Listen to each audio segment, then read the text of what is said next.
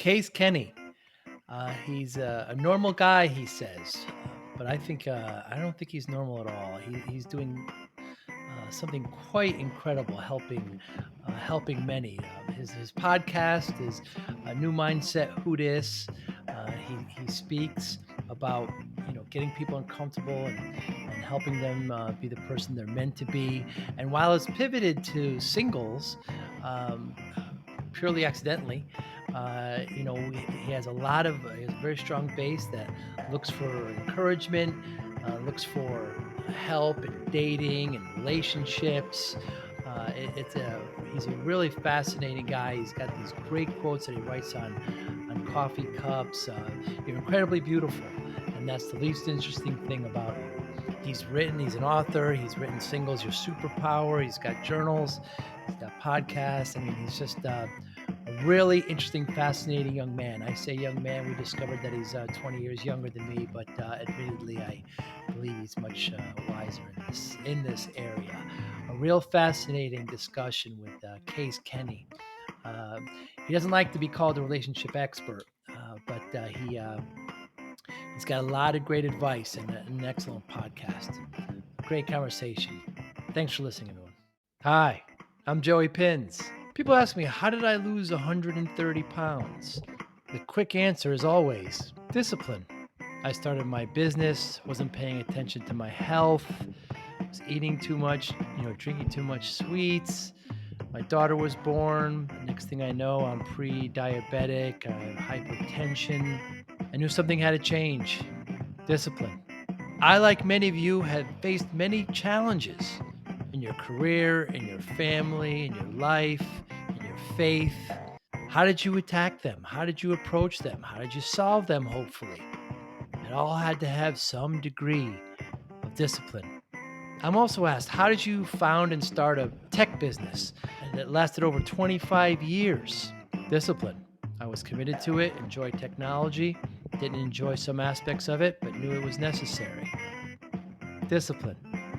Our podcast mission, how do we use discipline to better ourselves and society? Join me, please, as I talk to interesting people and discuss how they use discipline in their family and their passion and their careers and how it helped them. Our podcast vision, growth through learning from others. Joey Pinz Discipline Conversations. It'll be light and serious. Join us, please. Thank you for consideration. It's a pleasure to meet you, Case. I really, really enjoy what you do. It's absolutely incredible. You have over 300 episodes on your podcast. That your of course your books that you write. Is it fair to say you're trying to help single people? I'm trying to help everyone. I mean, the whole, I do a lot of dating content, certainly, and it just Yeah. became that way. I never set out to do dating content or relationship content. I did the podcast almost 100 episodes without even referencing it. I'm just trying to help people be more mindful. And I found that dating is an area in life where people can use a lot of help, and mindfulness is a great aid there. So that's just, I go where people need help, and I have some perspective that's been helpful. So here we are. Fascinating. So tell me more about how you got here. Yeah. So I mean, I've been writing online in some form since like 2014, but I never gravitated towards what I would say is self help. Like I do self help, self development content. Yeah. I ended up here. Really, the journey has been the past, I would say, 3.5 years. I started the podcast in 2018, kind of as a reaction to a couple of different things. One, I just had a relationship that I was in for quite some time, lived together, long-term committed relationship that ended. And then also during the course of that relationship, I was very invested in my job. I had a career in sales and I was very invested in that. So relationship ended. I was like, who is Case? What am I about as a man, as a person with purpose, as a person who just wants to be happy? At that time, I was probably 29. I was like, what is going on in my life? So I was like, I want to challenge myself. And I was like, well, let's challenge myself. I've been writing online for a while, but it's easy to hide behind words that you write. You could edit them all day. I was like, let me pick something a little bit more challenging, a little bit more vulnerable.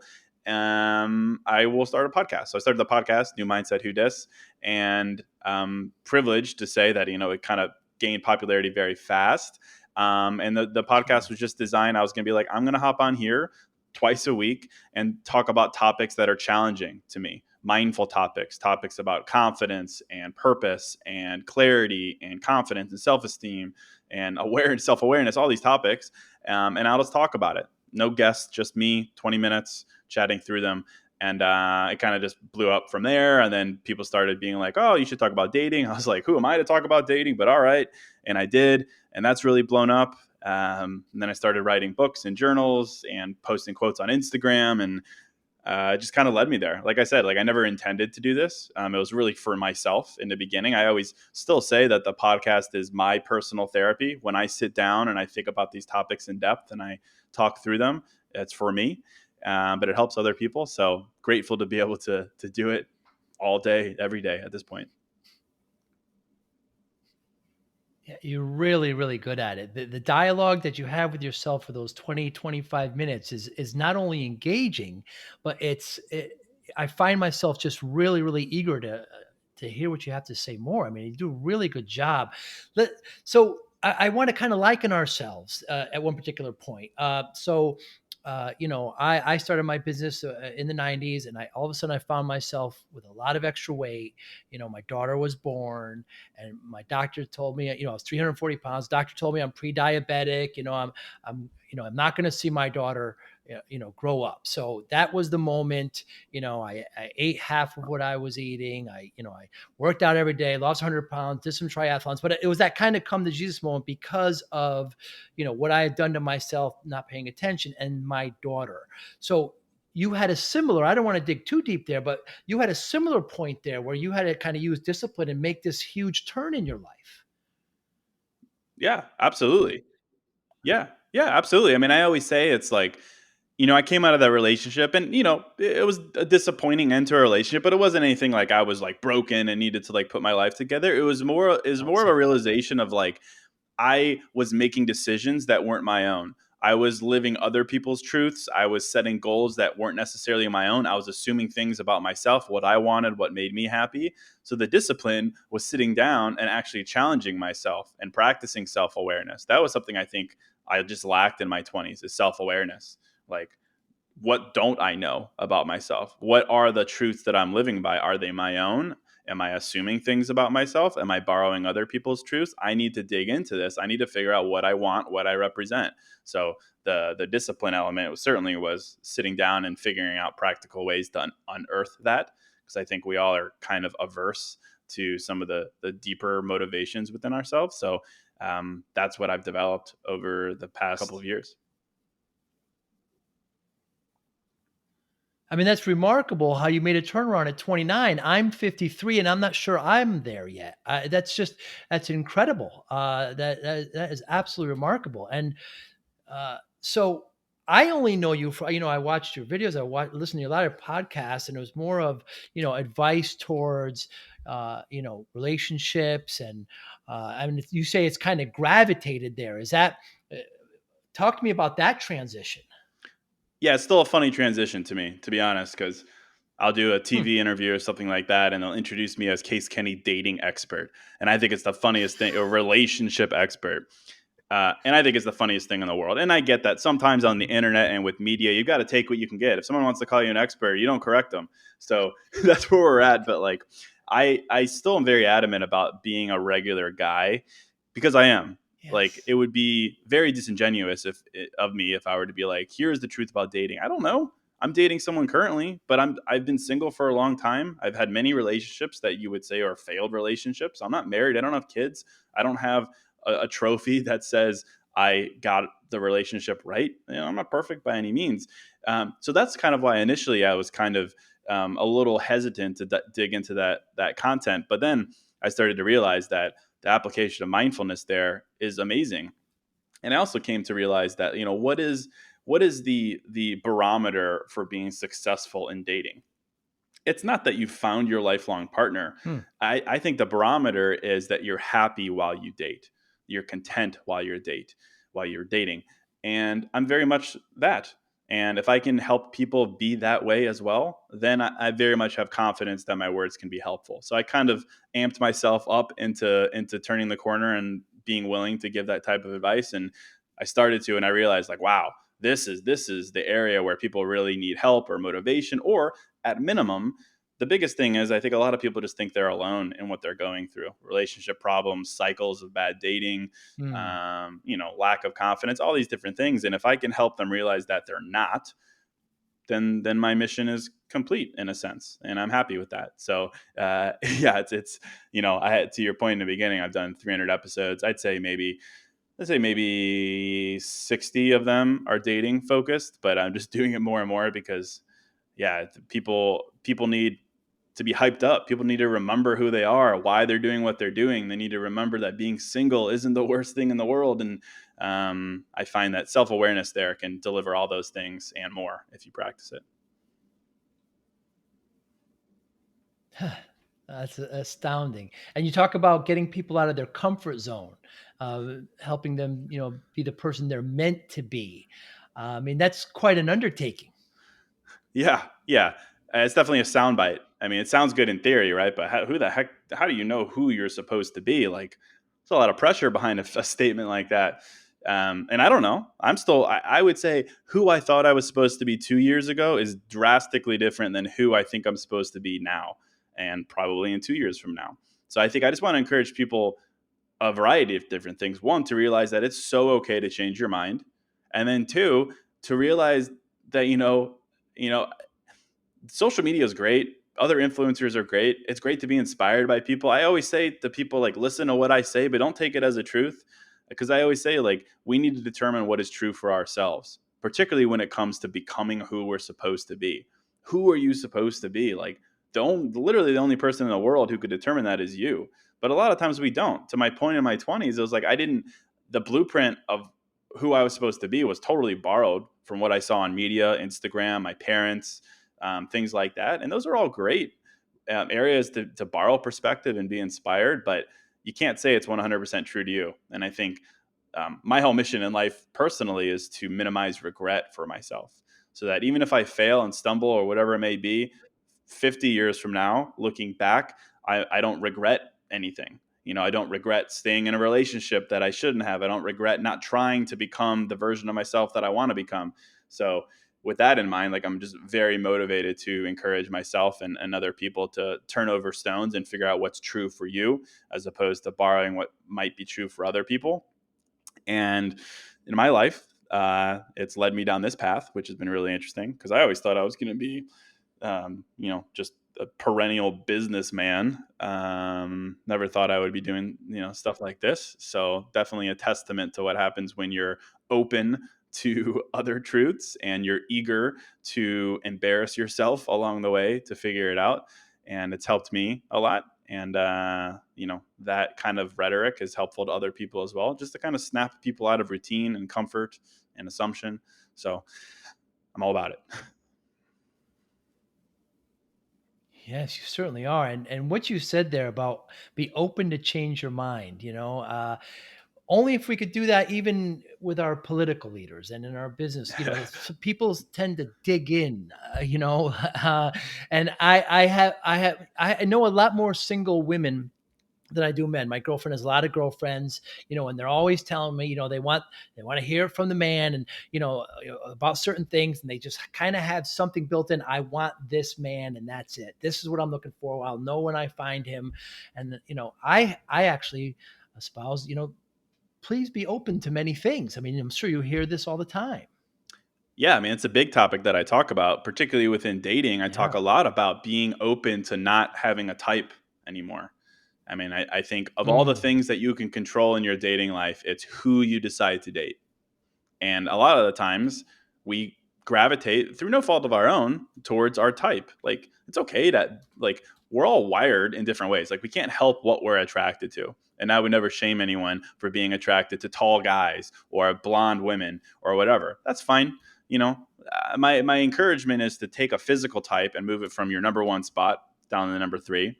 And then within that, it's like, it's Hmm. great to say, like, I'm attracted to funny people or confident men or whatever, and that becomes your type. But the challenge is we assume that, like, let's say you're attracted to confidence. Like, I think everyone's attracted to confidence. That's usually on someone's list of things that they're attracted to. It becomes a type when you put blinders on and assume that confidence is only prevalent in certain contexts with certain men. For instance, athletes, or men who go to the club, or loud, verbose finance bros, and you gravitate towards those men. That's fine. But if you find yourself in a pattern of disappointing relationship, and you're dating the same kind of men, I think the encouragement is to take a step back and realize that you could still be Hmm. attracted to confident men, but find it in other contexts. Like, attraction is very variable. It's contextual. Like, you could find a confident musician. You could find a confident spoken word poet. Like, it doesn't have to, like, if you only assume that athletes are the type of confidence you're attracted to, I think you're selling yourself short. But we have to open ourselves to the opportunity to realize that other people can be confident. And you might be like, wow, I didn't even realize that flavor of confidence existed. I'm very attracted to that. But oftentimes we don't do that. Like, dating apps, like, we don't even give those people the time of day because we don't assume that they would have it. We don't want to waste energy seeing if they do, so on and so forth. That aversion, that impatience is what leads us back to our type again and again and again. And that's fine, but we shouldn't be doing any complaining. If you truly are like, I am at my wit's end with my dating life, then do something about it. Break out of the cycle by being literally willing to date outside of your type. And then I think that's great. And you're going to discover some amazing things about yourself, what's out there, what's possible. And, at minimum, you're just going to stop doing the same thing over and over again, which obviously is referred the definition of crazy. So, yeah, I find that to be somewhat helpful. Absolutely. And often, I shouldn't say often, but occasionally you have confidence kind of bleeding over into arrogance. And have to be very careful with that. Yeah, yeah. I mean, yeah, yeah. You got to definitely check yourself, and yeah, it's slippery slope, certainly. Very much so. It seems to me that your audience, the way you're kind of talking on podcasts, is generally for women. Would that be fair to say? Yeah, I mean, my audience is like 80% women at this point. Hmm. And is that it's not by design; it just happens. No, not at all. In fact, when I first started writing online, I started a men's lifestyle publication called Pursuit. And I was like, I Right. want to write for men because I'm a man. I'll write for men. I want to connect with other men, a community of men. And then here we are now. So definitely not by design. And I think about that a lot. Like, it's interesting. It's like, I think a lot about why. Like, I think women appreciate hearing from a regular guy, and hearing vulnerability Hmm. from a regular guy. I think it's refreshing. I don't know. It's just been really interesting. It's just, especially on Instagram, it kind of blew up that way. It's all women, and that's great. And I've learned a lot from them as well. Like, a lot of my content is inspired by listeners and subscribers, so it's a win-win for me. But like, my mission now is kind of like, I want more men to be vocal about this stuff. It's like, it's all the women who are sharing my posts, and that's great. But I would love to see more men doing it, being more vocal about it. Because I get a ton of DMs from men who are like, "Yo, man, this is awesome." I'm like, well, then, great. Let's Hmm. recruit some more men to live these mentalities as well. So that's kind of my focus now.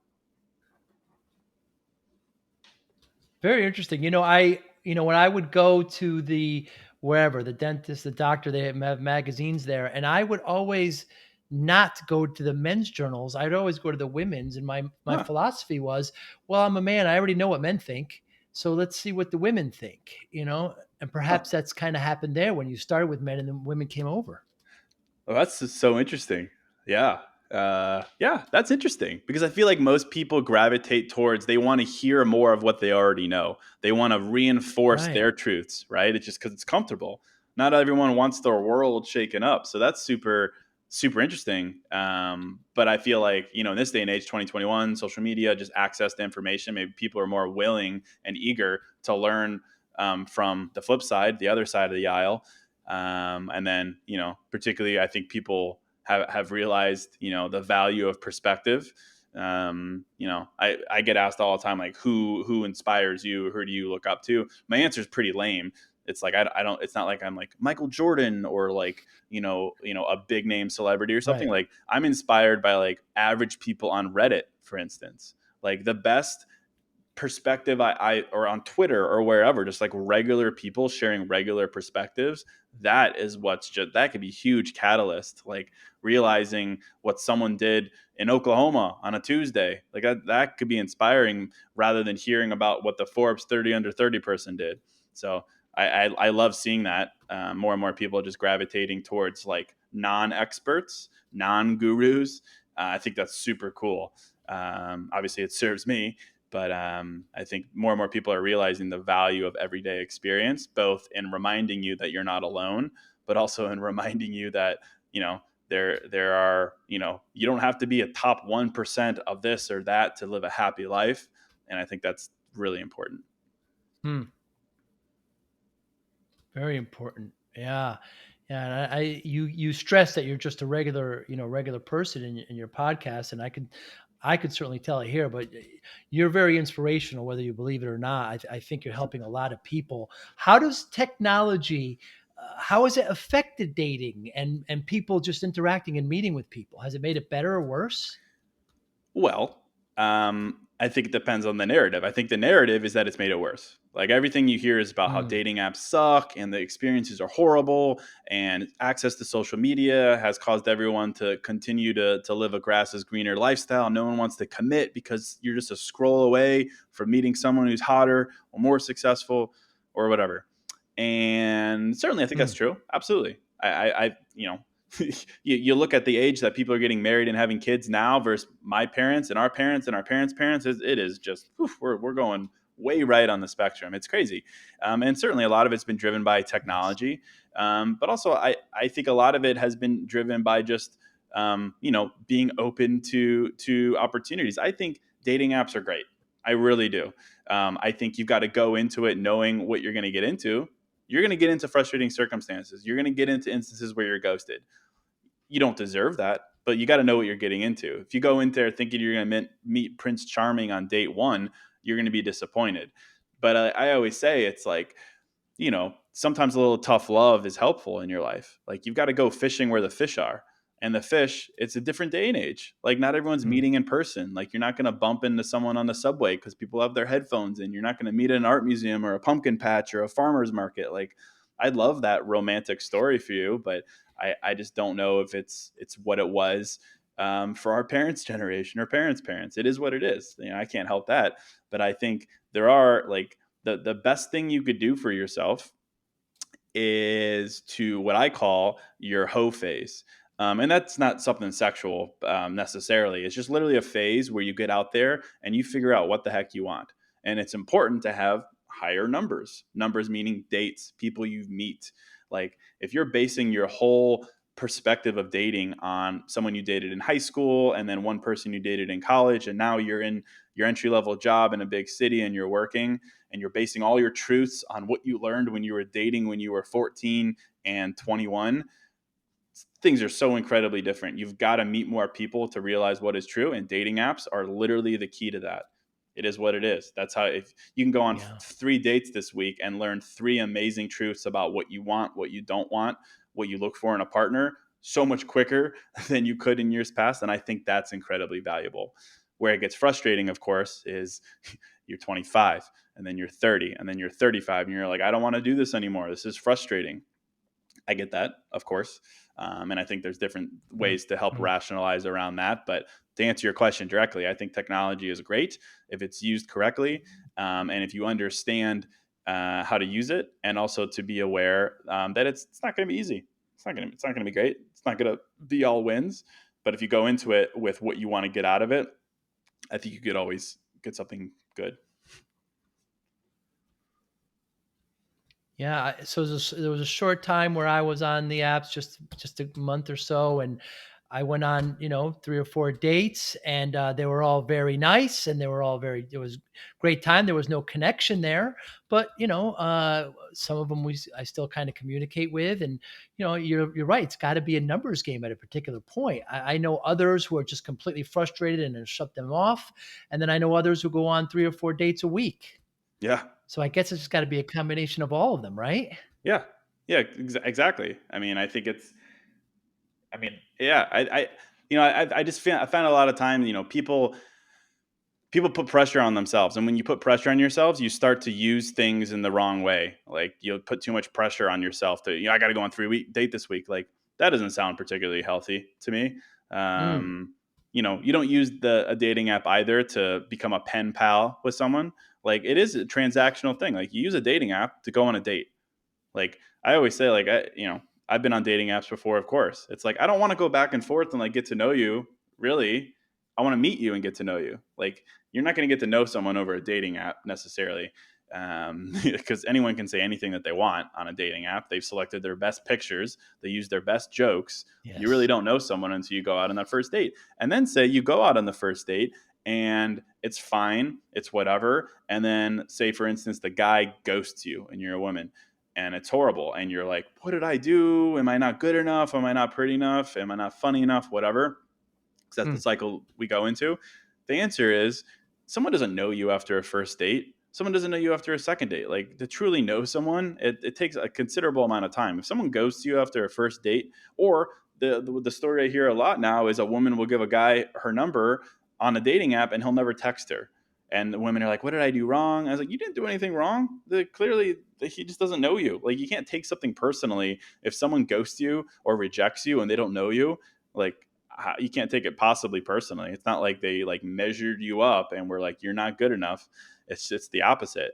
So I think, again, to our point, going into it with considering what it is, the context within which you're using it, um, and just standing up for yourself and not, devolving into a cycle of overthinking if it doesn't go the right way. But I know so many people who have met their wives and husbands on dating apps, so it definitely works. really?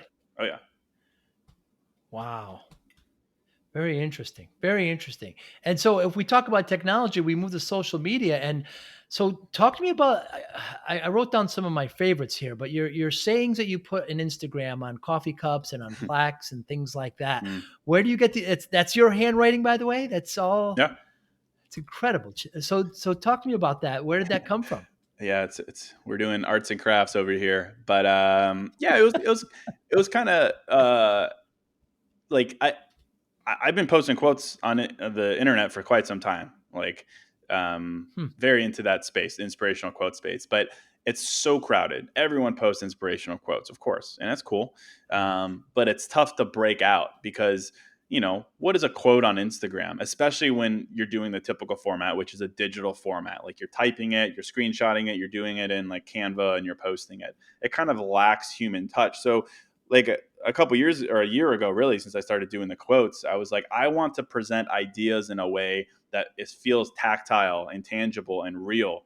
So I was like, what is something that we engage with every day that has some common universality Hmm. to it? I was like, a coffee cup. Let me try that.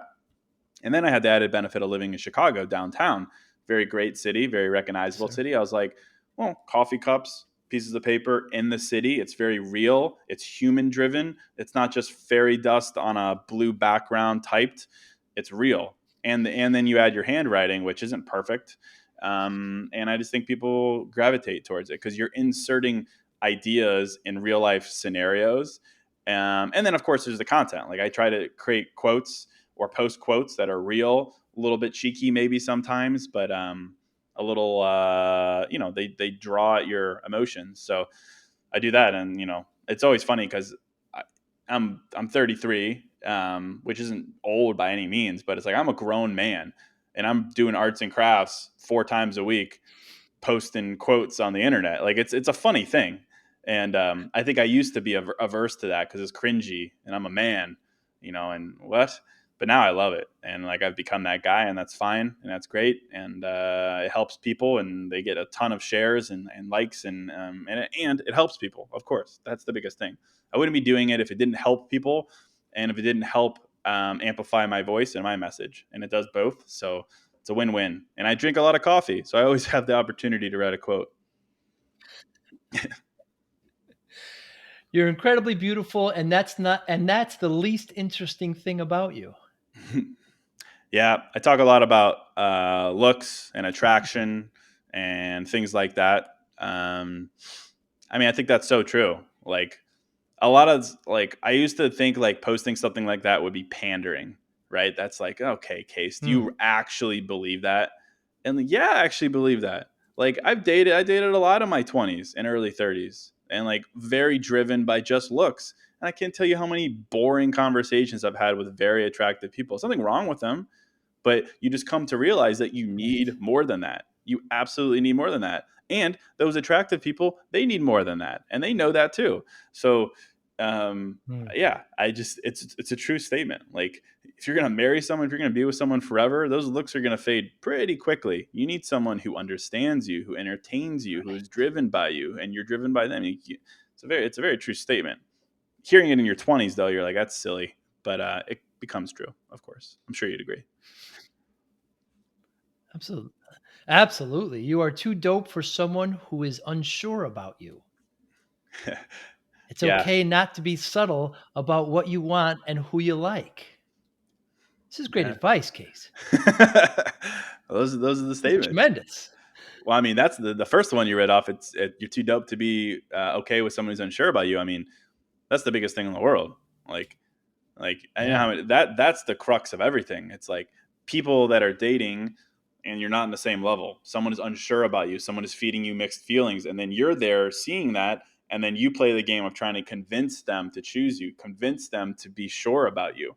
And my whole thing Mm, is, it's okay mm, to be dating, and not everyone's on the same page immediately. It's okay. It's very rare, I think, to find two people at the same point in life, the same eagerness, the same vulnerability right off the bat. But like, I do stand by my belief that you should never have to convince someone to choose you.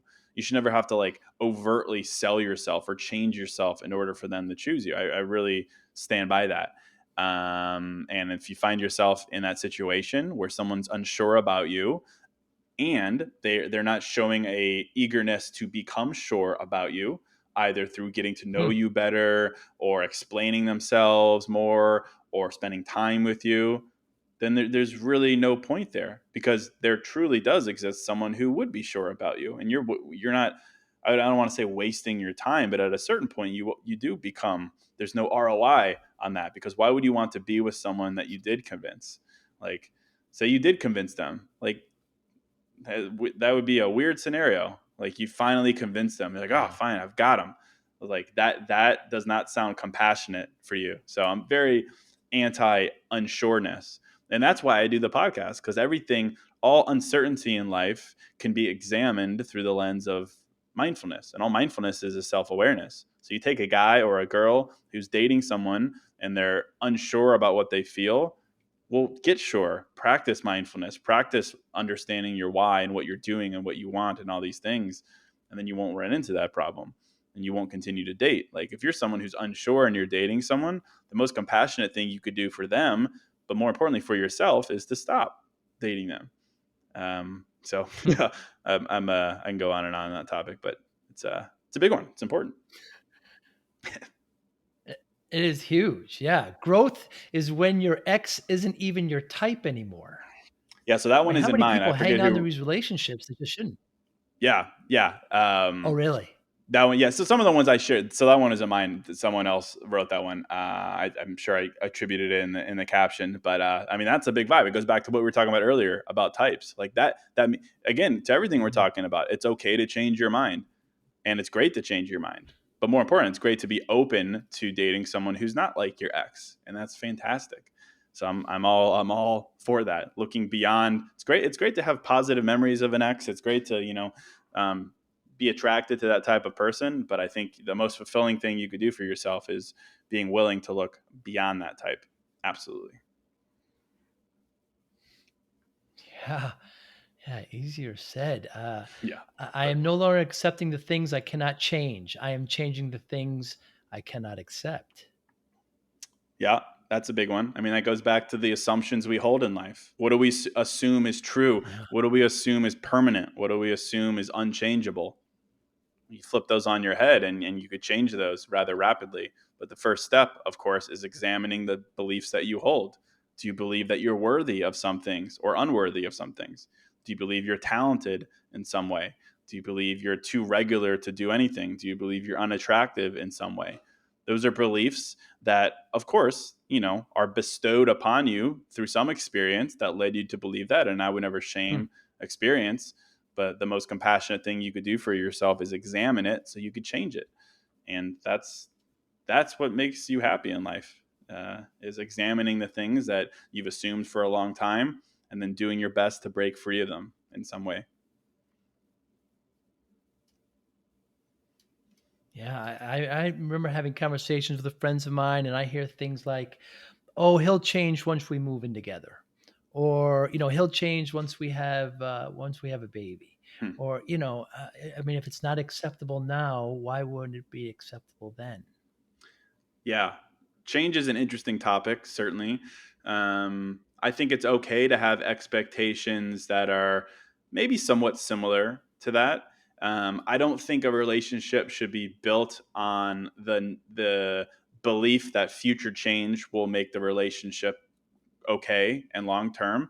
The Hmm. idea of change is great. I think everyone needs to change in some way in a relationship, absolutely. But I think that what you have to examine is, where is the motivation coming from? If someone is changing for you just to to alleviate the pressure you're putting on them, that's not real change. That's conditional change. And conditional change is the same thing as conditional love. I only love you when, I only love you if. And no one deserves that, Hmm. of course. It should be unanimous. Like, and it should be universal, no conditions attached to it. So I think everyone should change in a relationship, though, but it has to be self motivated. I'm going to change because I need to, because I want to, not because I want to, pacify this other person and get him or her off my back, but because I realize it's the right thing to do.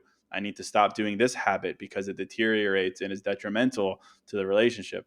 I need to change this habit because I'm having a child. I need whatever it may be. That's positive change. But I think, the whole thing, I could change him. Maybe you can. Maybe you can change a man, Right. but your role in that is you inspire him to change. His motivation to change can be Hmm. inspired by you, but it's still, he has to be doing it for the right reasons. Otherwise, it's conditional, and that doesn't serve you and it doesn't serve them, because conditional is conditional and go away at any time. So yeah, I totally agree. Hmm. The universe seriously rewards those who are on their fifth, sixth, or 10th try. Please keep going. Yeah, I wrote that I one. guess that goes in hand when we talked about multiple dating. Yeah, I'd update that to be like fifth, 10th, 20th try at this point. I think we need to up the numbers there. But I mean, man, if I had a nickel for every time, I failed at something 5 times and then finally succeeded on the Right. sixth, be quite wealthy at this point. Like, I can't think of anything in Right. my life that I've done that's noteworthy, that's great, that didn't come after multiple failures and multiple considering quitting. Like, I really can't. And if that's true in business, which obviously it's true in business, if it's true at the gym, obviously it's true at the gym, then it has to be true when it comes to dating, when it comes to personal development, when it comes to building confidence. Like, life is built on patterns and truths, and I think that is particularly true here. Nothing good's going to come the first time, particularly of the things that you really want in life. Like, if you have a list of like the big things that you want in life, a lifelong partner is probably somewhere near the top. I would assume one or two or three or something like that. You can't possibly assume one of the best things in your life, the thing that you say is what you're after, the thing that you say is going to last forever. You can't possibly expect that to come on try three. It's great for people who it does, and you find your Hmm. high school sweetheart or whatever. But I think, again, like, I try to balance compassion with reality. And the reality is that you're going to have to go through times that suck, and you're going to have to experience partners that don't meet your standard and that ghost you and that hurt you. But the compassionate side, of course, is that, that's moving you closer towards the reality that you do deserve. Like, the little mind hack I do is, like, sometimes when it comes to like business, for instance, say like I'm selling something. I take a good hard look at what I'm selling. I take a good hard look at who I'm selling it to, and I'm like, man, you know what? If I had to guess, or base it on some historical perspective I have, I'd be like, man, if I had to guess, it takes about 10 no's for every one yes that I hear. So every no I hear statistically moves me closer to the yes. Like, it's math. It's literally math. It's like one, Hmm. two, three. When you've heard 6 no's, you're like, man, this does suck. But that means I've only got only 3 more to go. So I'm getting closer. My odds of succeeding, if I only have 3 more to go, are like, we're in the, I have a 20% chance of succeeding. So I think a lot like that. And not everyone thinks like that, but like there's ways to break things down to build momentum for yourself when you don't necessarily see it. And, different in dating. It's not like I have to go on 20 bad first dates to find something, but there is power in looking back and being like, man, you know what? I've dated 20 people since I was, my 20s. Man, that's a lot. I've learned a lot. I really do know what I don't want. I really do know what I do want. I'm very intentional. I speak my mind. I'm not subtle about what I want. I've learned a lot here. Like we're getting close. Like we're getting closer. So conversations like that, I think, could be very compassionate with yourself while also balancing the reality of life, which is that great things don't come easy. Ever. Never ever do. The most attractive thing about you is your ability to become what has not to become what has happened to you. Yeah, that's a big one. That's Yeah. Yeah. I mean, that's huge. yeah, I mean that's a deep one, right? And that's tough. And that is like the compassion of humanity. It's like, brass tacks. It's your ability to be cheated on, hurt, overlooked, to be rejected, whatever, and then to be treated with dishonesty, whatever. And then it's your ability to not become those things. It's just like the cheesy saying, right? It's like, don't become cold in a world that's been hard to you, or whatever the quote is. Like that's the idea. And Right. that's, to me, that's very attractive. Like someone who's gone through a lot of things, but still maintains a sense of hope for the future. Like that's a very attractive quality, because then that says a lot about you, that like you don't give up and you still have hope. Like you haven't given up on what you deserve. It also says that you have a lot of self-worth, because if you've been through a lot of rough things but you still continue to believe that you deserve good things, the future is going to be redeeming for you. That means that you've got a centered self, in a sense, maybe not always, but in a good sense, that you deserve those good things, and that you're worthy of them. And that, I think, that's the most attractive human quality someone can have. But it's not easy, of course. That's probably the toughest thing to do and be, and not to get down on yourself to the extent where you treat people in the way that you were treated. But the people who do, I think it's a very attractive quality. Absolutely. And perhaps we could even extend it to not only what's happened to you, but perhaps what you've done. You shouldn't mark yourself. We see people that serve their time in jail and come out and still are ostracized sometimes. And you shouldn't Hmm. measure them on something that they've done. You can perhaps extend that out even further. That's very wise. Case, what's the role of the wingman? The wingman, Yeah. in dating specifically, yeah. Yeah. Well, I think it's great. I've got a couple wingman. I wingman for my buddy all the time. He's actively dating. I mean, I think the role of the wingman isn't necessarily to serve as like a hype man and be like, "Yo, my buddy's awesome," because everyone's going to say that. It's just Right. it's social proof. Like in business, you have social proof. In personal life, you have social proof. Like you could be fun, you can entertain, that people are loyal to you, that you're loyal to them. That you surround yourself with people who are of high value. You surround yourself with people who are also confident. Like it says a lot by the people that you surround yourself with. Absolutely. So that's the role. Less hyping someone up in your favor, and more, demonstrating that you have friends for a reason. And if someone's willing to be your friend, why wouldn't someone else be willing to be your lover? I've never been asked that question. Great question. Yeah, that's what I would say. Yeah, I get I'm with my girlfriend, I'm with her friends, and it's always of, "Oh, he looks cute, he looks cute." I say, "Okay, which one? I'll go talk to them. Do you want me to go?" And they're like, "No, no, don't talk." I mean, what else? I think I could serve this kind of role. I go over there and see what I'll break the ice a little bit, and I don't really have any more single male friends. I don't think so. It's generally for women, but Hmm. uh, I would think that becomes a more important role as we go on in public settings, as we start to get back together a bit. Yeah, that is a good point. I mean, so yeah, a true wingman also breaks the ice. Like if you're trying to meet someone for the Yeah. first time, yeah, absolutely, because they don't necessarily have skin in the game. They could take a hard no. So Exactly. yeah, for sure. Yeah. Yeah, exactly. I'm sitting over there with some very lovely ladies, and I see you gentlemen are here, and some of them may have some interest. I just want to come over and talk to you just for a couple of months and just start the conversation that way. I mean, what's the worst that could happen? Get the hell out of here, Joe. What's the worst that could happen? Yeah, that's no problem for you. Yeah, you could leave there and be like, all right, Yeah, whatever. Yeah, that's great. I see this happening with you. I mean, as I see, you do you meet a lot of your fans?